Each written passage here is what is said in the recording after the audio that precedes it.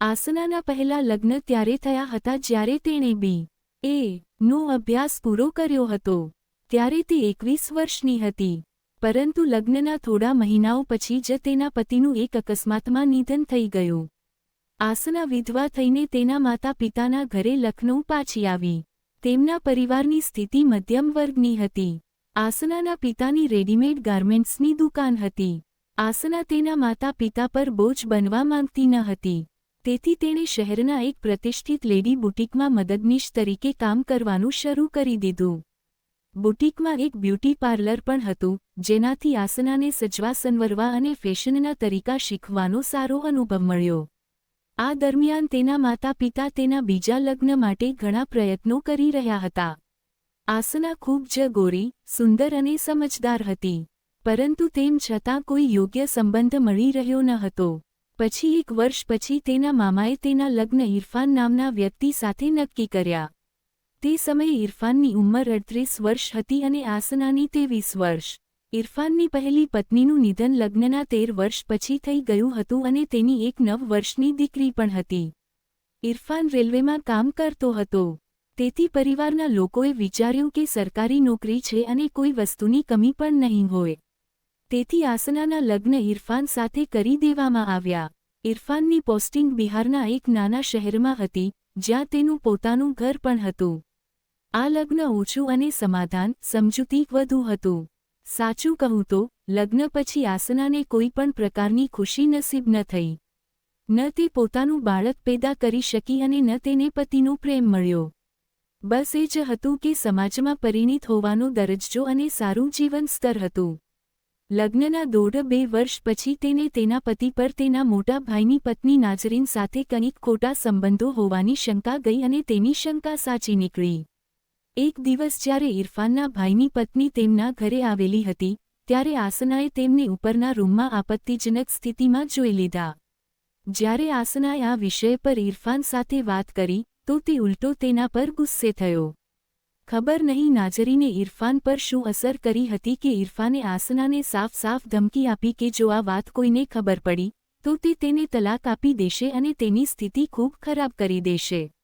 આસનાએ આ બધું ચૂપચાપ સહન કરી લીધું.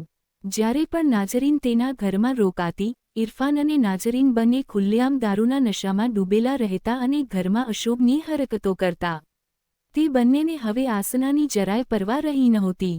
ક્યારેક તો આસનાની બાજુમાં જ પલંગ પર ઇરફાન અને નાઝરીન અયોગ્ય વ્યવહાર કરતા.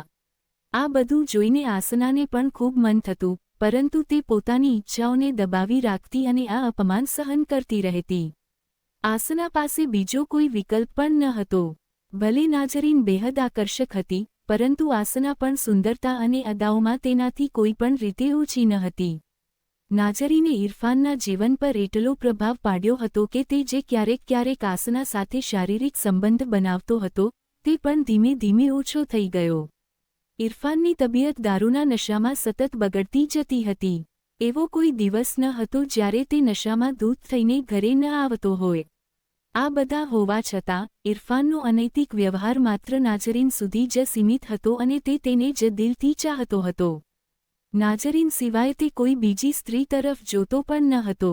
આસનાએ શરૂઆતમાં પોતાની સુંદરતા, આકર્ષણ અને મોહક અદાઓથી ઇરફાનને પ્રભાવિત કરવા અને તેને સુધારવાની ખૂબ કોશિશ કરી, પરંતુ તેને સફળતા ન મળી.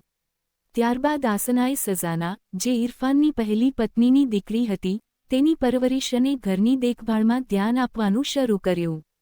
પોતાની શારીરિક સંતુષ્ટિ માટે આસનાએ અઠવાડિયામાં 1-2 વાર એકાંતમાં સમય વિતાવવાનું શરૂ કર્યું. આ રીતે સમય વીતતો ગયો અને આસના અને ઇરફાનના લગ્નને 10થી 11 વર્ષ થઈ ગયા. હવે આસના 34 વર્ષની થઈ ચૂકી હતી અને સઝાના પણ 20 વર્ષની થઈ ગઈ હતી અને હવે સઝાના કોલેજના ફાઇનલ યરમાં હતી. આસના ક્યારેક વિચારતી હતી કે સઝાના આ દુનિયામાં તેના હોવાનું કારણ છે અને તેનું જીવન બસ આની આસપાસ જ ફરતું હતું.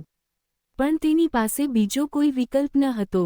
તેથી જેમ તેમ જિંદગી પસાર થઈ રહી હતી. આ દરમિયાન આસનાએ પોતાને પણ સારી રીતે જાળવી રાખી હતી, પરંતુ ઇરફાને ક્યારેય તેની તારીફમાં એક શબ્દ પણ ન કહ્યો. પતિની અવગણના અને ઠંડા વ્યવહાર છતાં પોતાની ખુશી અને સંતુષ્ટિ માટે તે હંમેશા તૈયાર રહેતી હતી. નવા ફેશનના કપડાં પહેરતી હતી અને સભ્યતાથી સજી ધજી રહેતી હતી. તે એ સ્ત્રીઓમાંની એક હતી જેને કદાચ જ ક્યારેય કોઈએ સજ્યા વગર જોઈ હોય.